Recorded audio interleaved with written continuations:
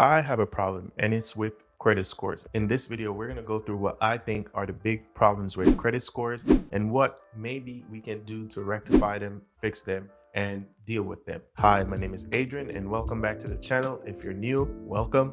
This is Always Talk Money. I like to talk money as it relates to personal finance, investing, wealth building, a little bit of business, and motivation, inspiration, all that good stuff. With that being said, I just want to get into the video. No more wasting time. Let's get to it.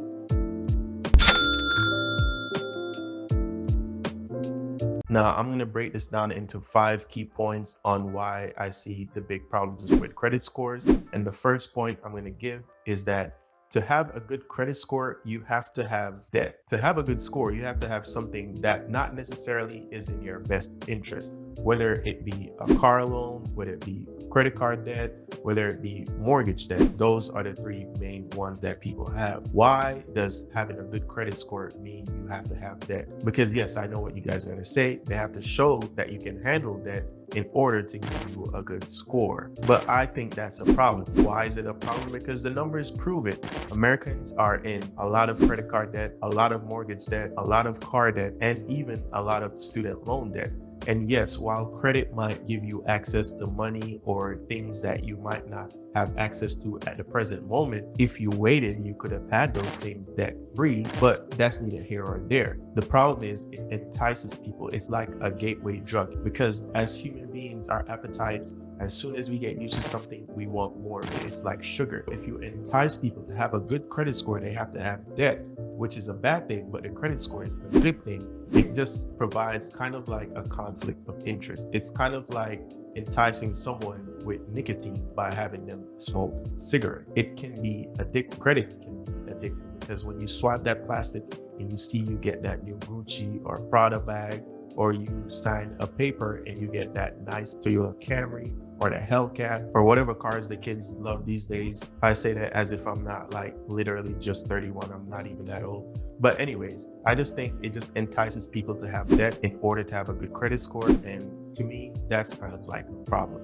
The second big problem I have with credit scores is that it can make it difficult for you to get a job if you have a bad score, especially if you're working somewhere in finance, which, yes, I understand what people are going to say. I understand why you'd want someone who's working and handling money to have a good credit score. But to have a job, I also think it's just a bit too harsh. Do I understand denying people for loans and so on and so forth if they don't have good credit? I understand it completely, 100%. I agree with that, because on the flip side of someone getting denied for a loan, it means that they are not getting into more debt. So getting denied for a loan is not always bad. But the fact that having bad credit can affect your job hunt, your job search, it just rubs me the wrong way. Because how are you going to get good credit if you can't get a job in order to pay off your bills and the debts that you have? And so someone is in a catch-22 or a rock in a hard place because their credit is bad, means they can't get a job.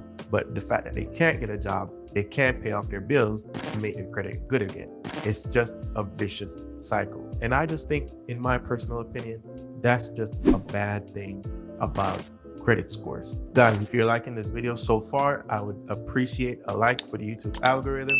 If you want to hear more ramblings about credit scores, wealth, and personal finance, please hit a subscribe. I promise I will continue to learn and iterate and try to provide as much value as I can for you guys. Third big problems I see with credit scores is that your utilities, your rent, and a lot of household daily bills aren't included in your credit scores. Now, I made a video about how to improve your credit scores, and there is a website that you can use to get credit for your utilities, rent, and so on and so forth to improve your credit score. So check that video out after you finish watching this one to get that information, because I'm not going to repeat it here to make this video longer. But the fact that you generally cannot get credit for the things that you pay for the most, because you don't pay credit cards the most or car payments the most. You pay utilities, rent. These are things that you have to pay every single month, no matter what. You always have to pay utilities because you're not going to sit in a dark hole, and you always have to pay for some sort of roof over your head because nobody wants to be homeless. So again, you are being punished for doing the right thing. You pay your bills on time. Why can't you get credit for that? Why are they making it so hard for people to improve their scores with things like this? Because I tell you what, if you don't have to get into debt and you can use these things to improve your scores, because now when you go for credit, you will have a very, very excellent credit scores. And maybe the first thing you want to get on your credit is a mortgage. And you can have a really nice low interest rate, because I understand most people aren't going to buy a home for cash. And so that is a good use of credit. You spend a lot of years paying your utilities, paying your rent, improving your credit score, getting it as high as you possibly can. And then when you're ready for a mortgage, you get an excellent rate. But they don't want to do that because that would work too well for you guys as a consumer. And you know how that goes. They have to get rich.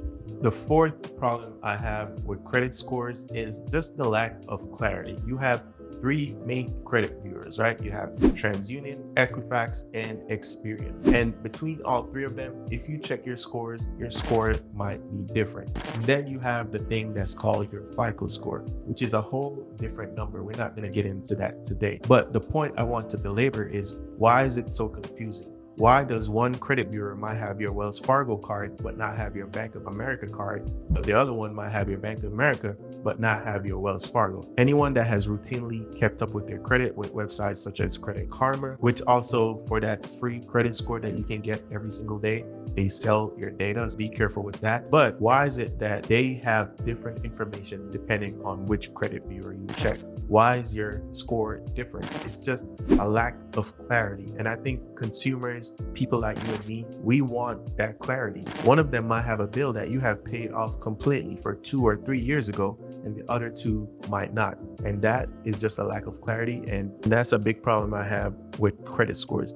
Now, for the fifth point that I have, and the big problem I have with credit scores, the fifth one is that having no score is a hassle. As someone who doesn't participate in credit, and if you've watched multiple of my videos, thank you. You know that I don't. But the problem is, when you don't have any score, you don't participate in the credit system, it's a little bit of a hassle to get things done, right? Because the people who are checking your credit want to know, okay, well, what's going on here?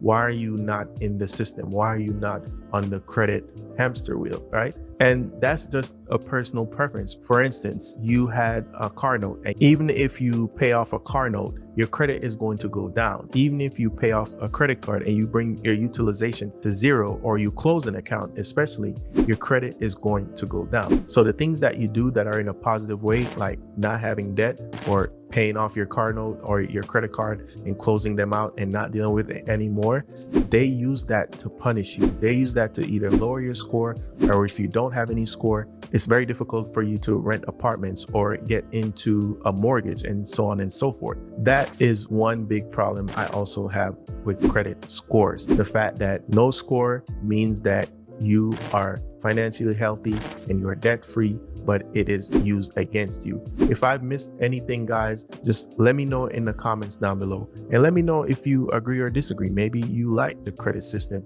But this is the end of the video. Give a like for the YouTube algorithm, subscribe to get more value. I would love for you to be a part of the family. Check the links down in the description box below. I have a newsletter that comes out every single Friday. My ETF ebook is still on sale. I will appreciate you guys if you just have a great, wonderful rest of your day. And thanks so much for stopping by and watching this video. Peace.